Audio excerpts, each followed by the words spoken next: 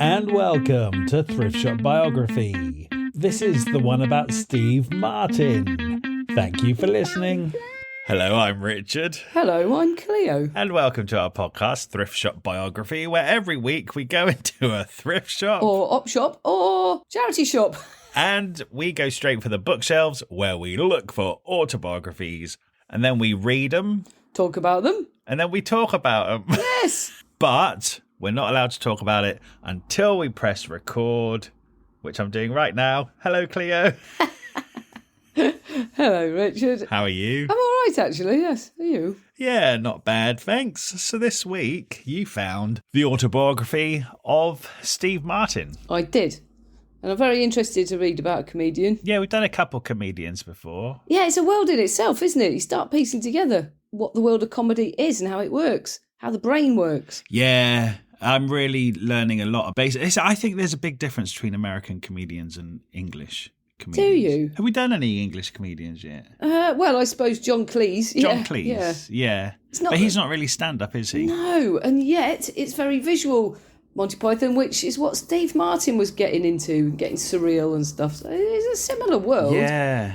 In fact, it is very similar. There's a lot I didn't know about Steve Martin that I learned about in this book. Tons. I didn't realise what type of comedian he was. Me neither, because we've grown up seeing him being funny in films. Yes, so you see have no his idea. Thing, yeah. Yeah, where he's come from. And by the time he started making films, he kind of just didn't do stand-up anymore. No, but he's a masterclass expert in comedy in every form. And he's taken everything he's learned and putting it into himself in a film. Timing and everything. So are you a Steve Martin fan? Have you been a Steve Martin fan? Do you know what? Your life? I wouldn't say I was a fan, but after reading this book, I now realise he's a genius of comedy. Well, okay, maybe not a natural genius, but a learned genius.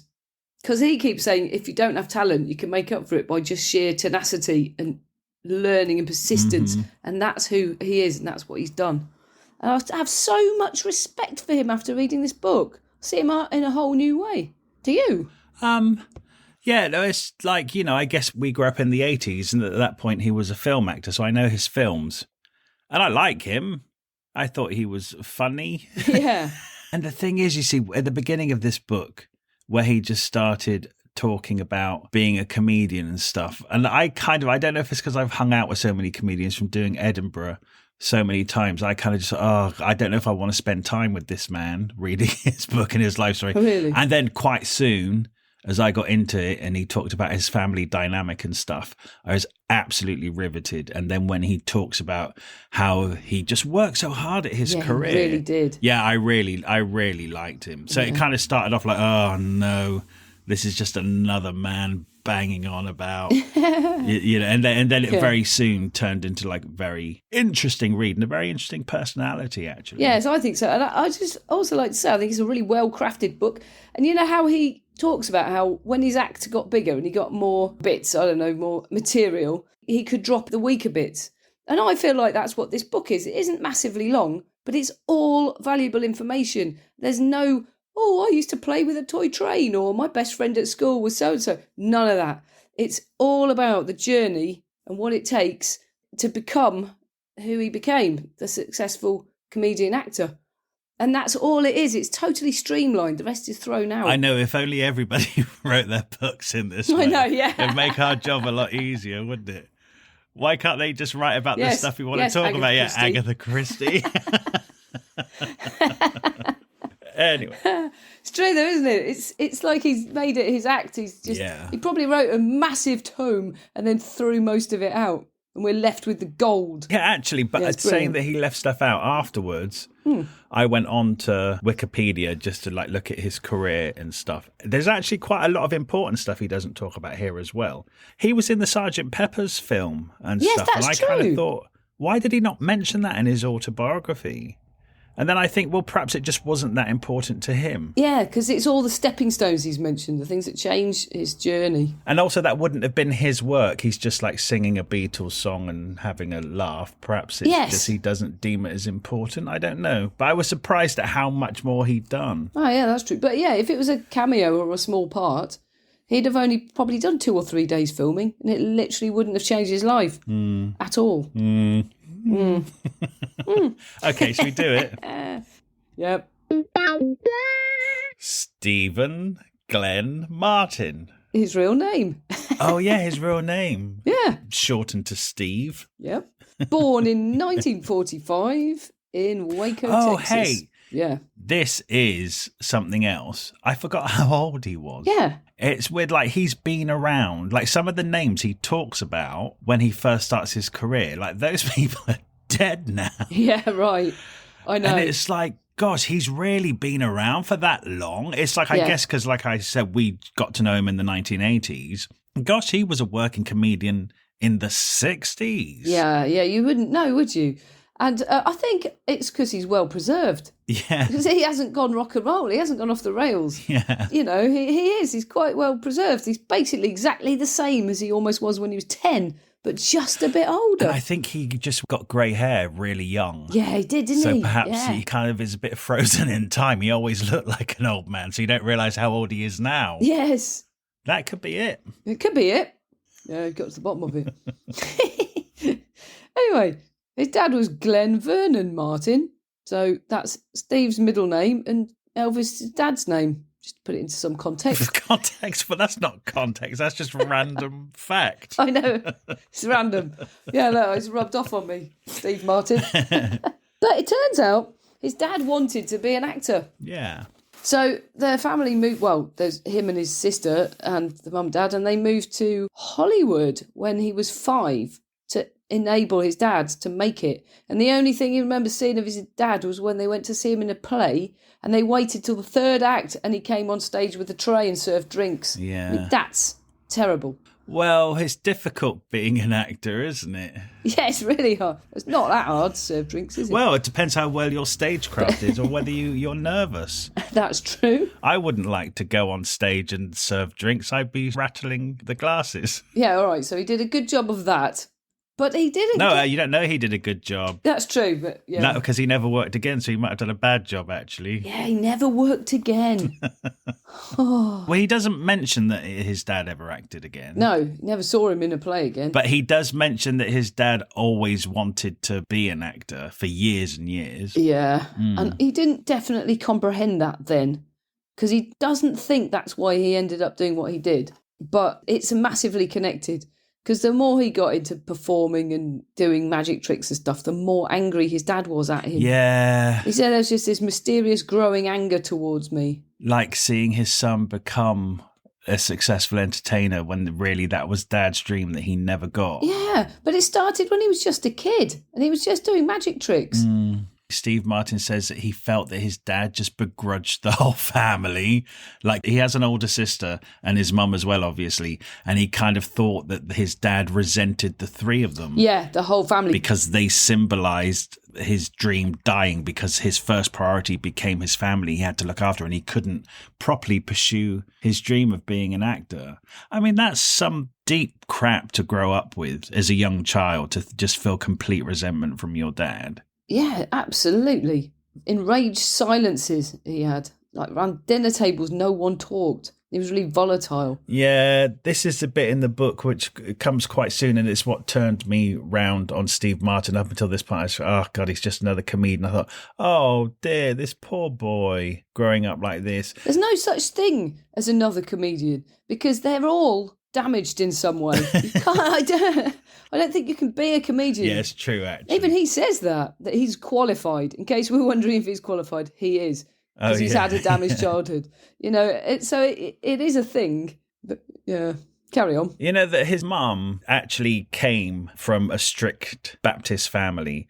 She wasn't even allowed to dance or date or even play cards. I find that amazing. Yeah. And he said that perhaps she found Dad and his theatrical aspirations like an exciting alternative to being repressed as a younger woman. But then he says that she literally just swapped one form of repression for another. It's almost like her strict Baptist upbringing made her easily intimidated and impressed upon.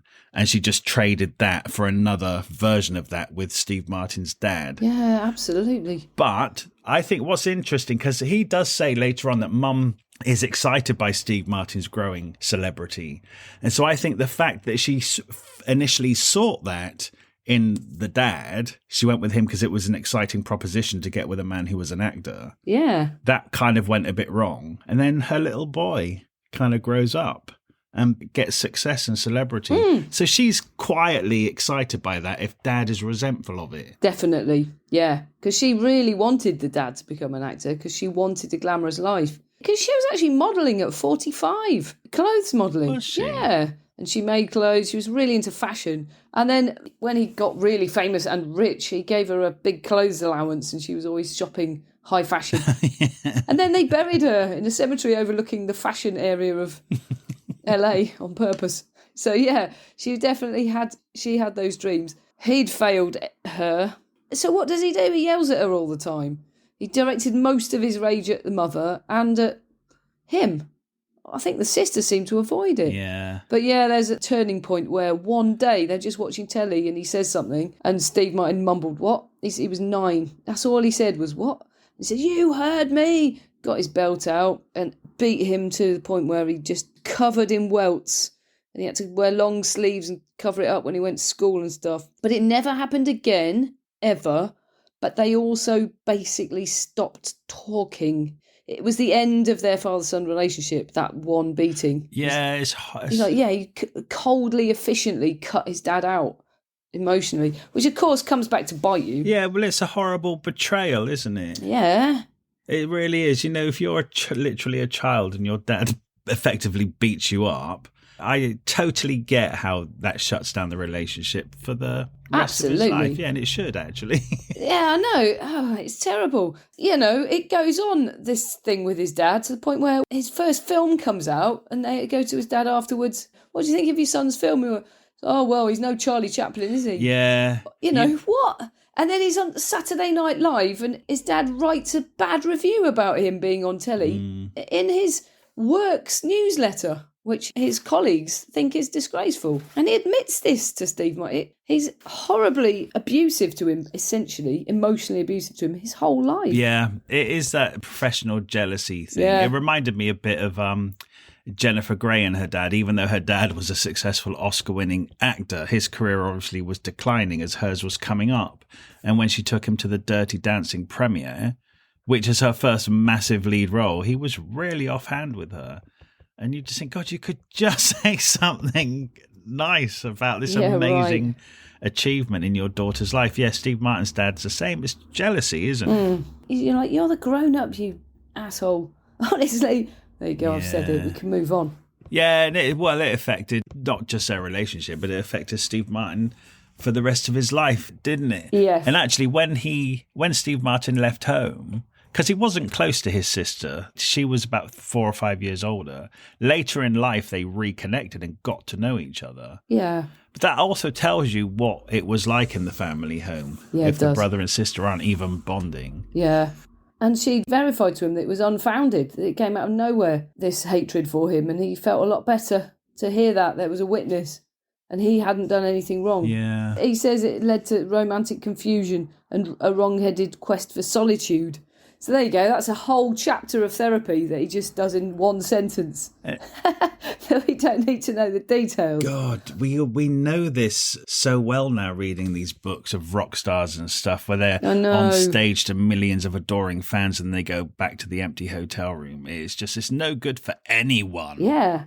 Don't be famous. No. Don't be successful. He didn't seek that level of fame, though. He just wanted to make a living. Yeah, it's true, actually. And nobody could imagine you literally have accidentally become the comedian of your era. You know, you don't imagine that level of success. No. In fact, you didn't even want it because you can't do your comedy act properly to 45,000 people in an arena. And as well, he was like an offbeat comedian as well. He wasn't. When he was up and like the whole 10 years he was up and coming, he wasn't like traditional stand-up. He was doing weird stuff. Yeah. So there was no way that he ever thought he would have crossed over to the extent that he did. No way, yeah. Because when you're a rock star, you actually dream of the arena, but he never dreamt of that sort of fame. No way. I was actually, we're jumping right ahead. But I know we are. We are. Anyway, he's still at home with his horrible dad. He is. He's still at home. Yeah. He does say that when he eventually leaves home, he says he never kept in touch. He never called them. And he's just said that he just didn't think he had to. You didn't know you had to. But how would you when you're sitting at dinner and nobody talks? Why would you think they'd want to hear from you? That doesn't sound very interesting. You just phone up and not talk on the phone. Yeah, exactly. Yeah. So, yes, what happens to him at 10 years old in 1955? It's great. Was it Disneyland? Yeah, Disneyland opens. Yeah. Yes. They happen to have moved to Orange County at that exact point a few months later because a freeway was being built over their house. The lucky coincidences, though, because he's only a 2-mile bike ride from Disneyland. Could you imagine growing up there? I know. It's amazing. And also to know they're hiring kids your age, you're 10. Yeah. And get a job. I don't think this happens anymore. I think there's laws now. Or, I don't know, but... He was just selling guidebooks. Yeah. I guess maps to the Magic Kingdom. Yeah. Yeah, how exciting. Isn't it? I was going to imagine the security at Disneyland now, right? And he just talks about, because it's only open a few months, he goes to the turnstiles, says, I was looking for a job. And they go, oh, yeah, go through here. And he's already in Disneyland, wandering about as a kid. Yeah, I've got absolutely no experience. All right, have a job. It's brilliant. It's a kid's dream. I can't imagine growing up within 2 miles of Disneyland. Yeah. Every day would be like Christmas. Yeah. Do you know who else grew up 2 miles from Disneyland? No. Gwen Stefani. Oh, did she? No Doubt's album was called Tragic Kingdom, a play on Magic Kingdom, because they all grew up next to Disneyland. Wow. Yeah. Wow. Yeah. That's amazing. Doesn't sound like she had such a good experience. They called their album Tragic Kingdom. No, it doesn't. But that would have been a different era. This was right. Steve Martin was literally there when it opened. That's very exciting. So he's a 10-year-old in Disneyland, and he's kind of captivated by Merlin's magic shop. Yeah, in Fantasyland. Which is just inside the gates. And the guy who ran the shop actually demonstrated the magic tricks. And little Steve Martin would stand and watch him. And would be very intrigued. And then there was another place within the Disney gates called the Golden Horseshoe Review. It was where comedians would come on stage. And of course, so Steve Martin, he's working for a couple of hours, selling the guides, maps of whatever. But then he's got lots of time off. He's not getting kicked out. Yeah. And he can spend all day in Disneyland. And he goes and watches like this comedian do balloon animals and gun twirling and stuff. Because he's got free access, he can literally go as many times as he wants. Yeah. And he does. I guess because he doesn't want to go home. No, he doesn't want to go, but he's absolutely smitten with this world. He actually describes, because you only sell guidebooks in the morning, 'cause by lunchtime everyone's got one who's going to turn up that day, I guess. And he's got all afternoon to roam, and he describes how he knows all the back roads and all the little cut-throughs and paths. You can go on any ride, because once you're in, aren't you, in Disneyland? You pay to go through. Have you ever been? Yeah, I have. Lucky me. What do you mean? You sound really unenthusiastic about it. No, I say that in a massive nostalgic, oh, yeah, I have. I'm so lucky I've been. It is amazing. Is it really? Yeah, it's absolutely amazing, but I can't help but imagine what it must have been right at the beginning. Yeah. That's magical. That's Mary Poppins sort of, that film where the author goes, oh, who else went when it was just open? Was it Nancy Sinatra? Yeah, because Frank was allowed in before it had opened, and they went on all the rides. Oh, yeah. It's just so magical. It actually is magical. And I just love how much Steve Martin feels that. He's swept up with it all. All right, yeah, so he learns in the magic shop, he's already somebody who's absorbing all the information. He's learning timing. He's learning all the banter with the people, the audience. They teach him, they take him on, these people. They say, this kid's really interesting. They teach him stuff. So he learns to make balloon animals, and then he learns to do rope tricks. And he says he ends up using that in The Three Amigos. Oh, yeah. By the time he gets to Hollywood, he's highly skilled. He could do rope tricks. He could do cards. He's a comedian. He's just so employable. This is why people rise to the top, because they're really, really good at everything. If you've been honing your act since you were about 6, but you're learning to perform every minute of every day, aren't you? Mm-hmm. Yeah. You never don't do it. Yeah, in Frontierland, this rope-twirling comedian who does the balloon animals, like Steve Martin would literally watch him every day, and sometimes more than once, because I think there were like 5 shows a day, and he would sit in the audience till he memorized the lines. He saw it so often, and then through that, he learnt where the big laughs were, and he also learnt that you had to get some little laughs in along the way to build up to the big laugh. So even as this child, he sat watching a comedian and deconstructing the act and learning how to be a stand-up before he even gets on stage. Yes, he is. He is born to be a comedian, there's no doubt about it. He's got his brain wired in the right way. Yeah. Eventually he's done like a year in a storage room pinning price tags on hats. And then he's been an assistant rope trick person for a while. But then when he's 15, he auditions to get a job in the magic shop when someone left, and he got it. And he says it was the happiest day of my life. And he's doing magic tricks in front of customers. It's his first non-family audience for 8 hours a day, which is immense, that amount of practice. Card tricks and jokes and banter, all of that. You're learning your act 15. Yeah, and he says sometimes it's just 2 or 3 people at a time. But yeah, he's doing it so often. And the arrow through the head, he's quite famous for the arrow through the head thing, which I think I had one when I was a kid. Everyone had them. And it might have been because of him, I realise now. Yeah, it probably was, yeah. It actually, weirdly, probably was. And the nose with the glasses, the nose attached to glasses, he got those cheap comedy gags and actually made them massively famous later. But this all comes from this Disneyland magic shop. It's bad, isn't it? Yeah. Then he got a new boss. It was out of vaudeville. So even within the magic shop world, these people are actually coming from vaudeville, which kind of makes sense, doesn't it? Yeah, it does. It's like it would be their prop shop. And teach him things. So he's learning a lot of things that have been done for decades and decades, if not centuries. Like the bloke says, I always open my act with the glove to the dove trick. And you throw a glove in the air and then you watch it land. You just look at it for a bit and then you just do another trick and ignore it. And he stole that. And he starts thinking, there's a world where comedy, you do these things, it's so bad it was good. And he actually just almost become a parody of a comedian or a magician.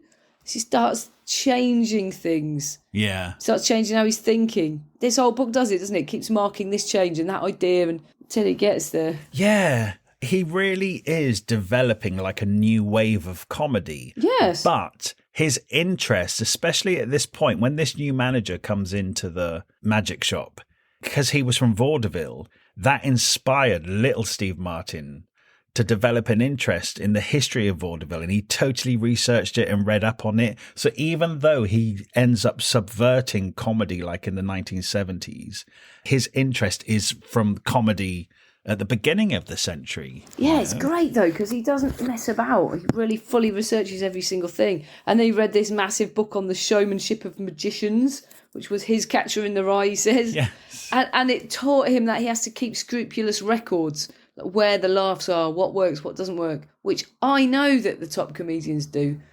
I've seen somebody do it. They usually have another person with them that sits and writes it all down. It's a science comedy, sure. Isn't it? It's serious. It's the most serious thing, weirdly. Yeah, he's got that already at 15. He's learning. Then he teaches himself the banjo. It's interesting as well that it's not just about telling jokes. It's like it's the performance, and it is playing the banjo, it is modelling the balloons, it is magic tricks. So he's not just there, a guy with a microphone who's going to stand on stage and tell jokes around. There's a lot more to his act. It's not just one thing. Yeah. He's like an entertainer rather than a comedian, I guess, which is in the tradition of vaudeville, I suppose. It is. It absolutely is. I know. It's a bit of a revelation, isn't it? After reading Gypsy and learning so much about what vaudeville means.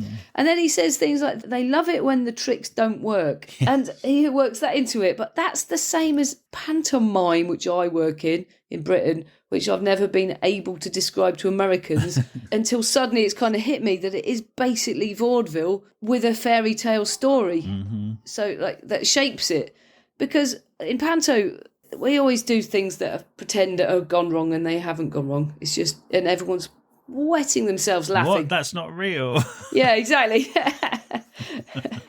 And it's like, oh my God, I actually work in vaudeville. Yeah, you do. Fairy tale vaudeville. Oh my God, I never knew in all these years that's what it was. Oh, really? See, It's absolutely think mad. you're too close to it to see that, because you spend so much time dismantling. Because when I go to I went to one of your pantomimes at the Hackney Empire last year. Yeah. And when I sit in that old theatre and I see that scenery and I see those actors, I feel transported back to 100 years ago. Yeah. Oh, wow, that's great. Well, you do that. That's what you do. That's your job. You help to transport us back 100 years. Well, how does it take me that long to work that out? Because you're too close. I know, it's You're in the eye old-fashioned. of the storm. But yeah, that's true. But we always think it's so British and only British, but it actually isn't. It's vaudeville, which was America and Britain, or I don't know outside that. It's probably just worldwide entertainment. It's entertainment. Yeah. This man's an entertainer. Yeah, he is. Right, so then he goes to takes himself off to college, right? And he's doing drama classes and poetry. He's a real intellectual, actually, isn't he? He is. And he's reading all this poetry, and it gives him the idea. He realises that he has to write original work. Oh, meanwhile as well, he's auditioned and got a job at Knott's Berry Farm, which I've looked up today. And it is. Is it still there? Still there. It's an amusement park. He said it's a rival to Disneyland. Well, Disneyland must have been pretty basic at the time, if that was true. No, I wonder if Knott's Berry Farm was there first. It was there first. And then Disneyland come and set up next door or whatever. It was there from the 30s and grew, yeah. Oh, I feel bad for Knott's Berry Farm. But then just were way better. They need a catchier name. Yeah, but they're doing all right. It's a poor man's Disneyland. Yeah, you just go there for a little day and get on a few rides. But anyway, they had a birdcage theatre there. It was really small. It was like 90 in the audience or something. It was really small anyway. That was the second happiest day of his life, getting a job there. So he left Disneyland after 8 years. It's an amazing part of his life. And so he's at this other place from 18 to 22, and he's an actor in melodramas, right? Here's more panto. It says these melodramas were 25-minute plays where they encourage the audience to boo and cheer, which is what we do in panto. Oh, no, it isn't. Oh, yes, it is. Boo. But Americans come and see panto and go, oh, my God, this is amazing. You can boo and cheer. It's like, oh, my God, you were doing it in America. Read Steve Martin's book. I can't believe it. Oh, I'm only just getting taught. It's mad, isn't it? So also at the Birdcage, he's getting the opportunity to do his magic act on stage, only for like 5-6 minutes at a time. Yeah. 4 times a day, 5 days a week. So he's doing it quite a lot. So again, this is, he has an audience there, a bigger audience in a theatre now that he's doing magic tricks for. And again, just quietly honing that act and becoming more brilliant. And I'm sure failing lots of times as well, Yeah, absolutely. Yeah. Or what, like you said, four times a day, for 3 years. That's so much practice. Plus being in melodramas. And him and this girl did like a hillbilly comic music routine as well with him on the banjo. Yeah. So he's actually doing lots of different types of performance. He is. All those 3 things, like a musical act, a magic act, and an acting act in the melodrama, bits of all of those will end up in his final stand-up comedy act. That's as a true. Proper grown-up. Yeah. Yep. So yeah, he's really out there learning, isn't he? Yeah, he really is. That girl he did that banjo act with ended up being Elvis's girlfriend, Kathy Westmoreland. Was she 14? Oh, stop it. Don't know why we're laughing about that. I don't know either. We're not. Okay then. Right, you know how whenever we've read about these clubs, like the place in New York, in Greenwich Village, why is Richard Pryor on the same bill as Nina Simone? Because we learn here, he actually spells it out. There were no clubs dedicated to comedy at all. It wasn't a thing. So comedians had to do their thing in folk clubs. And sometimes there wasn't even alcohol or anything. It was just these weird hippie hangouts in the 60s. So that's why they all mixed. It's interesting, isn't it? Because we have a different culture over here. And it really jarred at the beginning to think that a comedian would open for a singer. But I think the culture of those coffee houses in Greenwich Village They would have done poetry as well as the folk music. And I was thinking perhaps stand-up comedy is a bit like poetry, which is a bit like folk music. They're all kind of different versions of each other. It seems weird to us, but I think it probably was but I'm not sure if that's because it's America or just because it was the 60s, because there's definitely comedy clubs in America now. So maybe there weren't any here either. Right. Maybe it's just a movement that Actually, grew. do you know what? We had the working men's clubs. Oh, we did. Which would have a stand-up comedian and then a singer and then a magician. Oh, that's true. So no women ever saw it, but men knew. Were women in working men's clubs? Of course, it's a family thing. Did you never go? No. Oh, no, because your mum and dad had a B&B. Yeah. So they wouldn't have had a firm who would have had a club that you could have gone, oh, you really Why missed did out. you? It was so much. Yeah, of course. My dad was a truck driver. So like the depot with all the drivers had a social club. Oh. And at the weekends there would be a disco or like a variety show, I suppose. So you'd see comedians and music and everything. I saw a stripper. I was talking to my sister about this the other day because I had time. I was hard to remember. Yeah. Also, like in this club in the 1970s where we would have comedians and singers and stuff, a stripper came out and I just remember her stripping and I kind of, at the time, it was just hilarious and funny and naughty because I was like 9 years old. And now when I think about that, it's like, wow, did that actually happen? Oh, my God. And it did. Bloody hell. Yeah. Yeah, so, okay, we had vaudeville. I had strippers were vaudeville. Yeah, exactly. Yeah. Gypsy. Yeah. Wow. Yeah. You grew up with vaudeville. We're just named differently. Okay, then we're still at Knott's Berry Farm. And, he's getting a few girlfriends and things. They're always bringing something interesting to his life. Like Nina Goldblatt, who was a dancer, who later on actually helped him get on as a writer in the Smother Brothers show, which was pivotal for him. So that was good. Yeah, and then another girlfriend was, what's her name? Mitzi. Mitzi, yeah. Mitzi Trumbo. And here's where all our connections are, because Dalton Trumbo was her dad, the writer of Hollywood films, and he's the one of the blacklisted 10 that Kirk Douglas said, no, he wrote Spartacus, we're going to use his real name, and it broke the ban. That's the one. And who knew? Steve Martin went out with his daughter before he was famous. And what was Mitzi Trumbo's mum called? Cleo! It's brilliant! Cleo Trumbo.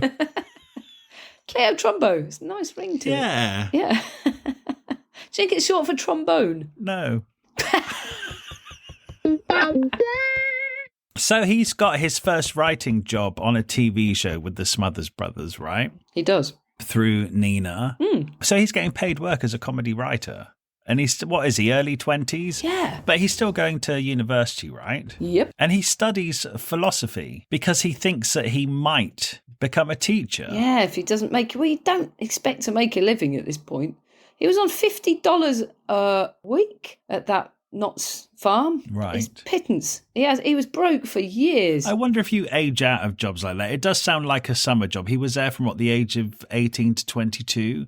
So it's fun and you're getting paid, but it's not really a wage that will sustain an adult life. You know, you then grow up and go to university and then think about what you want to do for the rest of your life. Yeah. Yeah, he thought he would be a teacher. So a teacher of philosophy. Exactly. You've got to earn a living. I think one of his hippie girlfriends kind of might have swayed that decision. You know? It is one of his girlfriends, and he gets this thing in his head that he just wants to learn. And then he starts going on tangents, reading logistic books. Oh, what's that thing? It's ethics and logic. Logic, yeah, because it's all branches of philosophy, isn't it? It is, and it turns out Lewis Carroll, who wrote Alice in Wonderland, wrote all these logic things, and he's written a few of them in his book, and they're fairly bizarre. But you can see how it starts taking his mind to surreal places and actually goes into the comedy. Everything goes into the comedy. Yeah, it's great, isn't it? And he's doing the clubs as well at night. But then at some point, when he started to write for this TV show, because he does little bits of skits as well, he gets little bits of time on all these TV shows to do his comedy sketches. Like the big shows like Steve Allen, Virginia Graham, Mike Douglas Show. He was on a regular on the Sonny and Cher comedy hour. Well, and he was always on Tonight with Johnny Carson, like about 50 times, he said, over the years. That's amazing, you see, because when you think of people like the Smothers Brothers and Sonny and Cher, they seem so long ago now that I had a hard job putting Steve Martin in that You're right. era. Yeah. I didn't realise he was that old, and he is. Yeah, I know, you are right. There's a little clip of him online. I saw it today of him on the Smothers Brothers show, and he's actually juggling and doing a little comedy patter while juggling some balls. It's great. I imagine that's one of his very first TV appearances. Yeah, multi-skilled. Yeah, so I mean, that's kind of,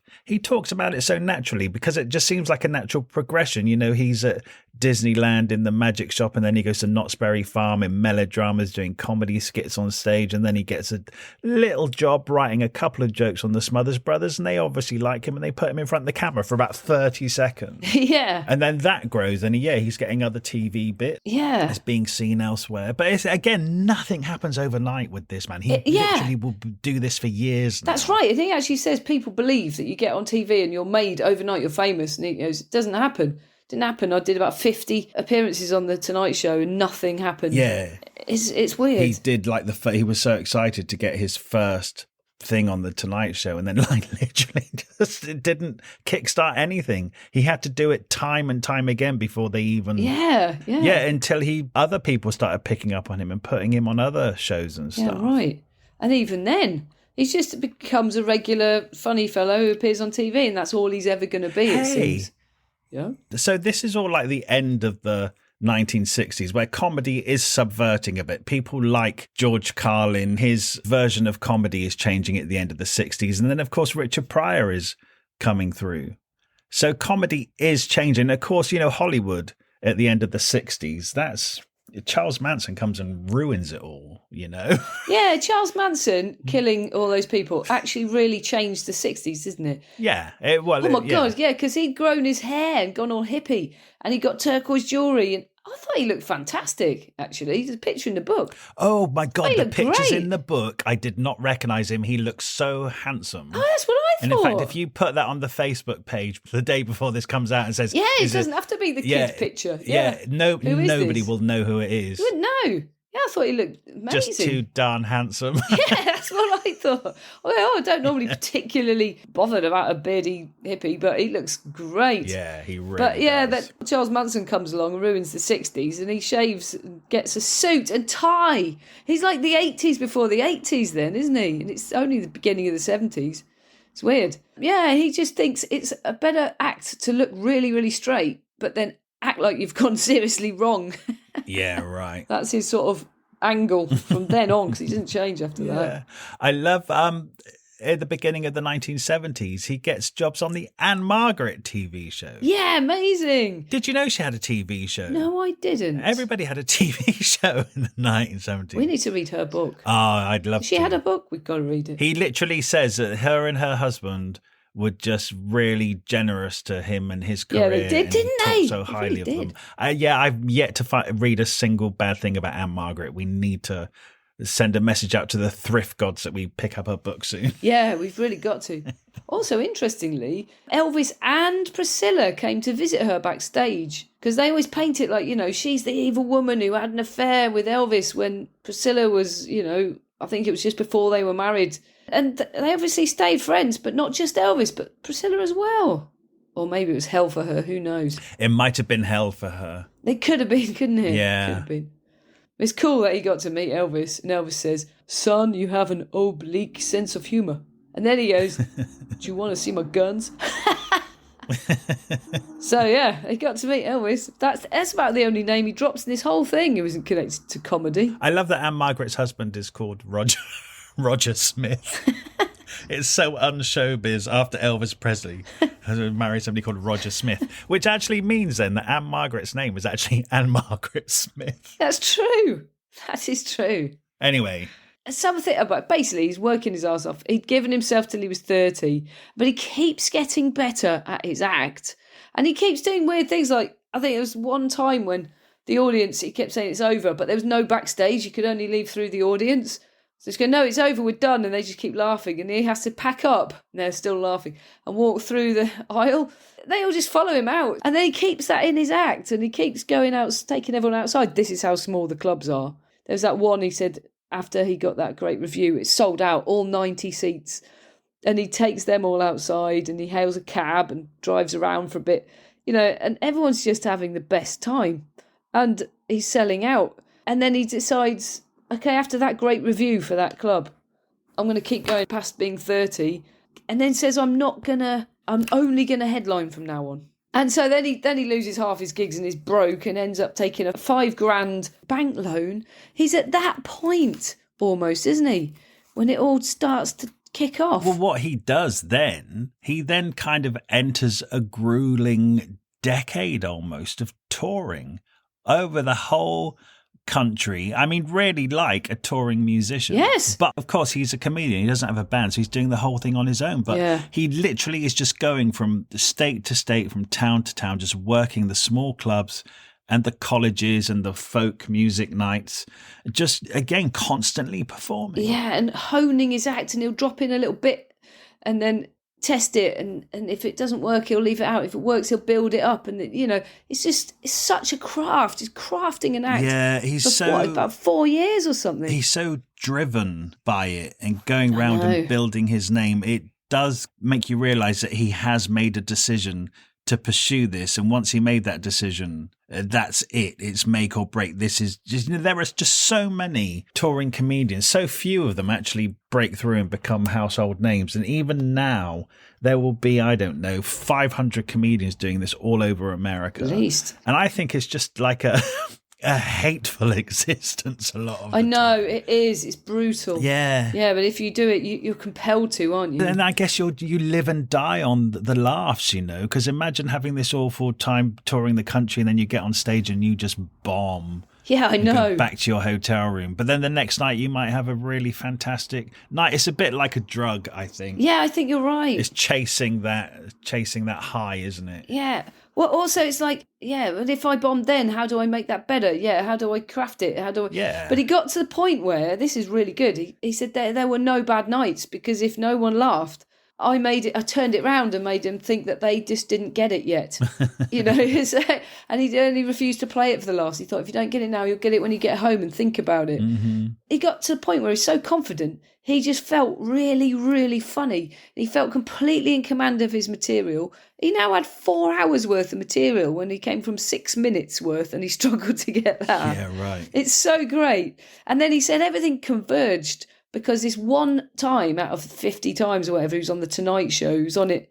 He did this really funny skit where he's speeding through a whole night in Vegas, and Sammy Davis Jr. is sat next to him and he's loving it. And the camera cut to Johnny Carson doubling over with laughter. And it was like this endorsement. Mm-hmm. And at exactly the same time, there's an article in the Rolling Stone describing his visual gig. They actually describe his gig and they make you picture it, but they also make you want to see it, because you obviously have to be there. And he said it took off almost like a rock and roll band takes off, where suddenly you're playing 500 seats and then you're playing 2,000. He put the work in. He put the work in. He'd been all over the country for the last 10 years. He'd had little TV appearances.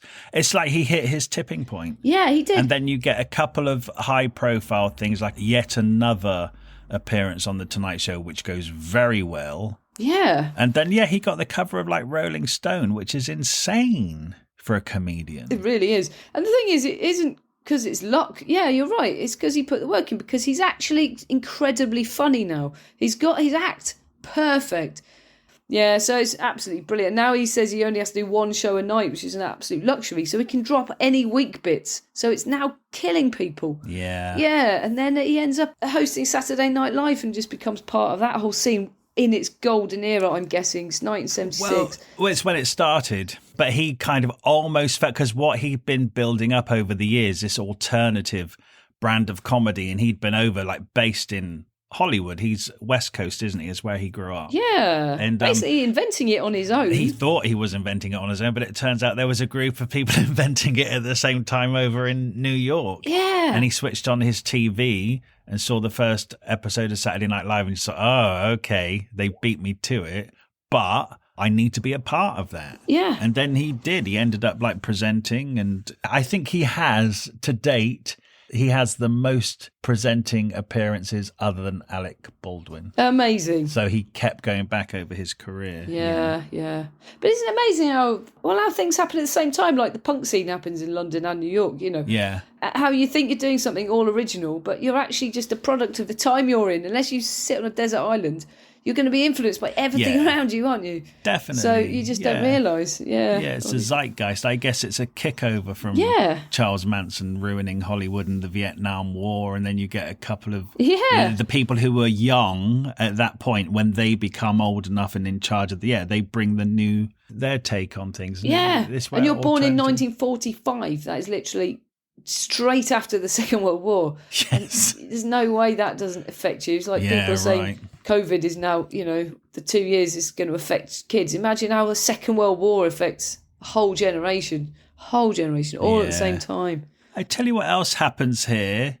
It's that thing also that we don't get these days, which is the comedy LP. Yes. So he's recording his sets are being released as albums, and they're selling really well. Yeah. But in fact, the first time they go to record one, they're a bit hesitant to record Steve Martin because a lot of his act relies on visual stimulus, like his balloon modelling or whatever, his magic tricks. Yeah. And so they think it's not going to work as an LP, but the first LP sells 1 million copies. And actually what happens is it's really good for his ticket sales, because some comedians, if you listen to their stand-up on LP, you don't need to see their live show. Yes. But actually on Steve Martin's albums, all of a sudden, he's obviously doing something visual, which you can't see on an LP, and the audience are laughing. You think, oh, what's he doing? What's he doing? So you have to go and see his live show. Exactly. To find so it's genius. What was really that bang on the floor that everyone laughed at?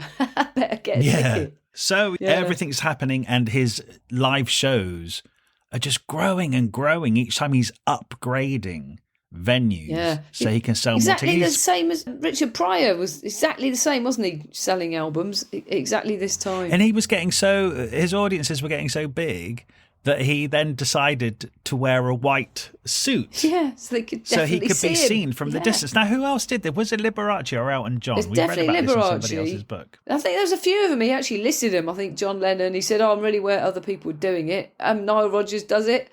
The gloves and the socks, Michael Jackson. Right. And was that a visual thing with Michael Jackson that he could be seen from the back of an arena? Yes, it's all visual, so you can see all the moves. Because I was thinking, does this predate big video screens in arenas and stadiums? Could be, actually. It could probably. Yeah. So like Steve Martin, if he's playing to like 6,000 people, like the people at the back literally can't see him. No, you're right. Like there's no screen. He was playing to 45,000 at some point. With no screens. I don't think they would have had screens. No, they wouldn't. So that's why he wore a white suit, so people could see him. Yeah. You'd see the dot where the voice was coming from. But I guess you're in a big load of shared laughter, but that is quite an immense amount of people to have a big comedy thing with. Yeah. That's mad, isn't it? No, it is really mad. In fact, when that started happening over here, I remember it was like the mid-1990s, and I think it was something like Baddiel or Skinner or something played Wembley Stadium. And I remember thinking, how can comedy work in an arena? It should be in an intimate comedy club. But anyway, it just does. I've never been to a comedy show in an arena. I've tested it. I went to see Steve Coogan at the O2, London. That's 20,000 people. What was that like? Yeah, and he did use video a lot. He filmed himself and interacted with himself as a different character on the screen and stuff, like he was Zoom calling someone. It was really good. It was well put together. I literally went out of interest to see how that would work. That was my purpose. Oh, I have seen one, sorry, at the O2. I saw Bill Bailey. Did you? Oh, but it was very musical. He had an orchestra. Oh, yeah, right. So it's almost a gig. Yeah. Well, he has a lot of music, doesn't he, Steve Martin? Yeah, I guess he does. Yeah. How did that work for you, Bill Bailey? Well, fine, because it was music. Rather, I've never been and saw somebody just stand with a microphone in an arena. Yeah. They all do it. I mean, what's his name? Peter Kay. From The Office. Ricky Gervais sells out huge. He's probably the equivalent of an arena selling. Very popular. Well, actually, I think people like Amy Schumer and that do it in America, don't do they? Yeah, it's crazy, isn't it? So get together, have a drink, have a laugh en masse.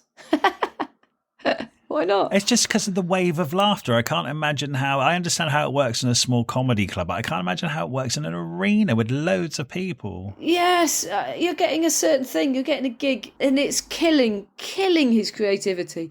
He was booked out for 4 years with non-stop show after show, like 72 shows in 80 days, different cities all over America. And he was getting depressed, exhausted, isolated, and he had creative boredom. Yeah, also, you know why? What? Because he doesn't evolve the show anymore. No, you can't evolve the show. You can't test anything. No, exactly. Yeah, so he's... And he gets miserable. Yeah, which makes sense because he's created and changed things his whole life. And now he's stuck it in success. Success on the scale of which he never could have imagined, never would have desired, but never imagined. He's stuck in that for 4 years with immense fame as well. He can't go anywhere and all that rubbish. But then he says, whilst I'm really famous, I'll try and get Hollywood to make this film that I've had an idea for. It's called The Jerk. I watched it about a year ago. Yeah, The Jerk. It's great. It's basically, that's when he begins his film career. Well, he ended his stand-up career by saying there's this part of the set where this guitar is supposed to descend and he just plays one note and then it goes back up, and this guitar did not descend 3 nights in a row. Third time he just went, I'm leaving, packed his bags, walked out. Never did stand up again. Begins a very successful film career. Except that about 2 years ago I was in New Orleans. There's one of those massive Orpheum type theatres, and there's a billboard that said Steve Martin and Martin Shaw. It was like the next night, but I wasn't going to be there. I was like, what? And so I've looked it up, and they've been touring for a couple of years around America as a double act stand-up. Ah. Yeah, they're both in that show, Only Murders in the Building, which I've watched one of, and I'd love to see them all. It's just a channel I don't have. Oh, I've heard it's very good. Really good. But so they obviously have a great rapport and relationship. So they go off and do live shows together now. That's brilliant. Yeah, and they were friends from the Three Amigos, and it wouldn't be lonely if you had even one pal, you know. So I hope he's happy doing it. But he had such an amazing film career in between. I mean, for like 40 years in between. He talks about The Jerk in this book, about how his stand-up career ended in like 1981. He never did it again. He became a film actor because he was tired of touring, really. And he said, you know, when you just do the film and the film goes on tour. Yes. But then the book kind of ends, doesn't it? It does. Yeah. And then I thought, well, that's because he must have written the book at the beginning of the 1980s, but he didn't. He wrote it in 2007. Yeah, it makes sense to me. I mean, maybe he wrote another book about his film career. I don't think so. No, I think the whole point of this book, it's a memoir by accident almost, but it's a whole Bible of his journey to becoming funny, which, you know, all those books that changed his life, there might be a stand-up comic that reads this book and this is what changes his life. Or her life. This would be their Bible, because the ones he read go right back to vaudeville times. This might be the modern Bible for comedians. You know, the journey you could take, the amount of work it takes, because it is kind of quite technical, therefore fascinating for us to learn. But if you were already in that world, and also once you start doing acting, and he basically tells us when you do film, it's a whole different thing because you don't hear an audience laugh. So you've got to work out what's funny from all your world of experience of timing and everything, and sort of hope it works. And then in the editing process, it can get tightened up, or they say, oh, you can, you know. So it's another whole world of learning funny in that. But he said that's all he needs to say, because he's the master of chucking out the rubbish, and the rest of his life would be, I went to the film set, stood around, did this, did that. You know what I mean? You don't need to know. You need to know the journey. And then he's just a funny, successful man. The rest is history.